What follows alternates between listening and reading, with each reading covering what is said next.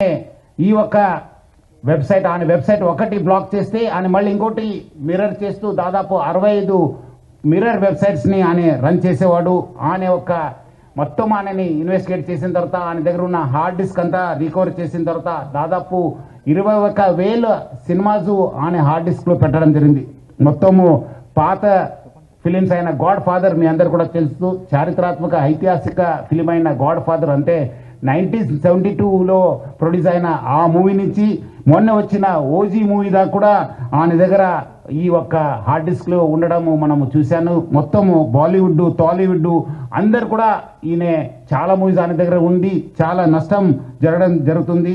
అదేవిధంగా ఆయన ఇప్పటిదాకా ఒక 20 crores సంపాదన చేశారని చెప్పి ఆయన వెల్లడించారు. మనం దాంట్లో 3 కోట్ల రూపాయలు మనము సీజ్ చేయడం జరిగింది. అది ఇంకా మనం ఆయన ఫైనాన్షియల్ డీటెయిల్స్ ఆయన మనీ లాండరింగ్ ప్లస్ ఏం చేశారు ఎక్కడెక్కడ చేశారు ఈ ర్యాకెట్లో మొత్తం ఏముందని తెలుసుకోవడానికి ఆయన పోలీస్ కస్టడీ కూడా మనం అడగడం జరిగింది. అది వచ్చిన తర్వాత కూడా ఇంకా మనము ఆయన దగ్గర ఉన్న విషయపైన మనం రాపట్టుకోవడానికి మా వంతు కృషి చేయడం జరుగుతుంది. మొత్తం ఈ కేసెస్ పైన కూడా ఎందుకంటే ఇది ఇంటర్నేషనల్ లింక్స్ ఉంది, ఇంటర్నేషనల్ నుంచి అక్కడ వేరే దగ్గర నుంచి కూడా ఆయన ఆపరేట్ చేయడం జరుగుతుంది. సో ఆయన దగ్గర నుంచి కూడా మనము ఇన్ఫర్మేషన్ రాబట్టుకోవాలి. అందుకు మనము సిబిఐ మళ్ళీ ఎన్ఫోర్స్మెంట్ డైరెక్టర్ అధికారులను కూడా మనము అప్రమత్తం చేయడం జరుగుతుంది.